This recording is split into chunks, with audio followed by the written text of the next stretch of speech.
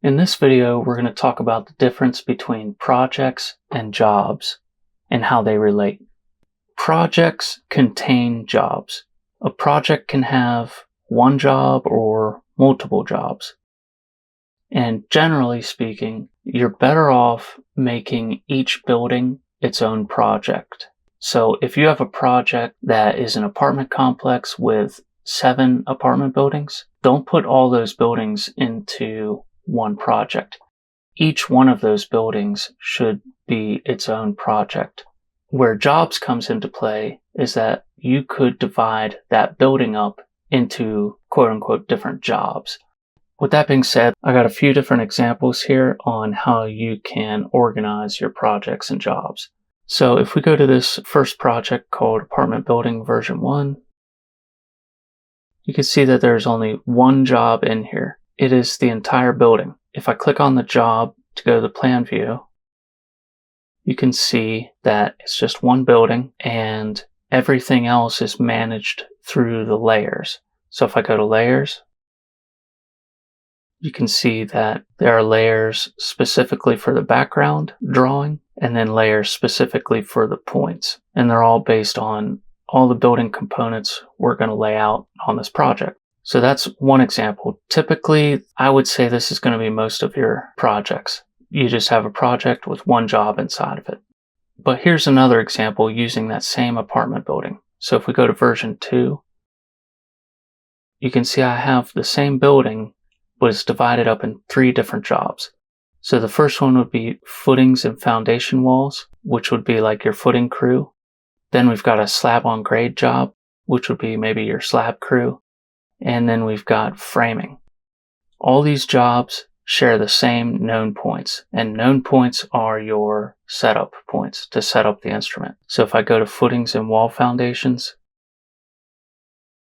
you can see the known points as indicated by triangles. You can also see that this is just footings and concrete walls and concrete piers. And if I go back and go to slab on grade, you can see the same control points are present. It's the same building, but now you are viewing the thickened slabs, the edge of slab, the slopes, anchor bolts that go in the slab, stuff like that. And then if you go to framing, it's basically just your grid and the framing.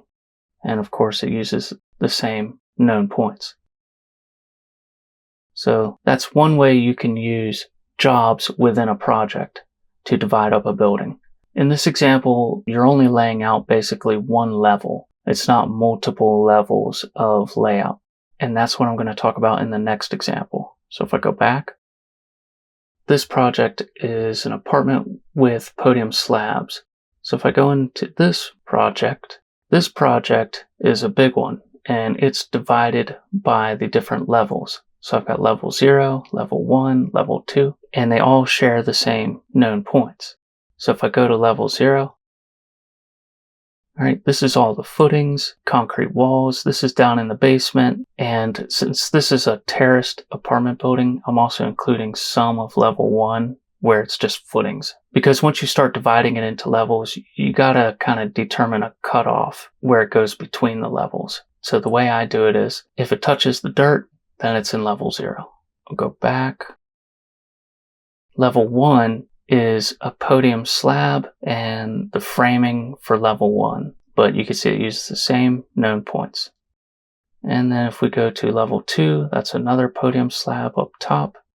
And you can see that. So you can divide a building with multiple levels like this using jobs. Or if I show you this next example, here's the same apartment building, but it's only got one job. So let's take a look at this.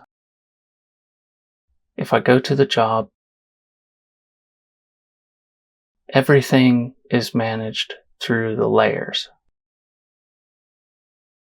So if you want to see level 0, you just turn these layers on. And that's where this button comes into play. So what I did was I uploaded 3 drawings. So in this case, let's go back. Alright, so in this case I uploaded 3 drawings. If I click on this, basically my original AutoCAD drawing had all 3 levels in it, all in one CAD file, and that's easier for us to draft. But then I upload it 3 different times and just select the layers based on their level. So this is all the same CAD model. I've just excluded the levels I didn't want to as I was uploading it. Like when I uploaded level 0, I left off level 1 and 2. When I uploaded level 1, I left off level 0 and 2. When I uploaded level 2, I did not include level 0 and 1. So that's how I made 3 different drawings from the same drawing file. And what that does is enables you to have one job for the entire building, and you're able to turn on and off the different levels without having to go to different jobs. So right now level 0 is on. I can turn level 1 on while simultaneously having level 0 on as well. Or I can turn level 2 on and level 1 off and level 0 off.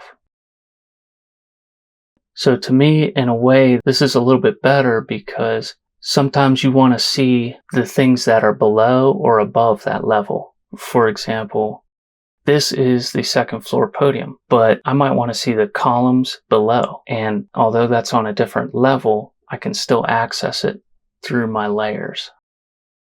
So in my opinion, even if your job has multiple levels you need to lay out, as long as it's only like 3 levels and not like a skyscraper or something, I feel like you can fit all that in one job, and then you can overlay the different levels as you want to, as opposed to 3 different jobs separated by level. I can't turn on level 1 and level 2 at the same time. I can't turn on any component from level 2 and a component from level 1 on at the same time. So that's the limitations of if you decide to divide your job by levels. So that's basically some different ways you can use projects and buildings. And that's basically it on projects versus jobs.